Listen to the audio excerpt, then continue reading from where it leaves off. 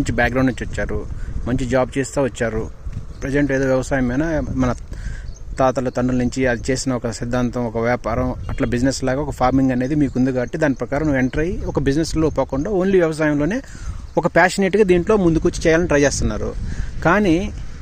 మీరు ఇంత చదువుకొని ఒక మందు పేరు కానీ, ఒక పురుగు మందుల పేరు కానీ, ఒక శిలీంద్ర నాశిని ఒక పేరు కానీ, ఒక ఫర్టిలైజర్ పేరు కానీ తెలుసుకొని చదివి ఇది పనిచేస్తుందా చేయటం లేదా, లేకపోతే యూట్యూబ్లో చూసుకోవాలా, లేకపోతే చూడకూడదా, లేకపోతే టెక్నికల్ ప్రొఫెషనల్ దగ్గర పోవాలన్నా కాదా, ఇవన్నీ తెలుసుకొని మీరే ఇంత సఫర్ అయ్యి ఇంత ప్రాబ్లమేటిక్గా ఫీల్ అవుతున్నారంటే చదువు లేని వాళ్ళు, ఒక మందు పేరు చదవని వాళ్ళు,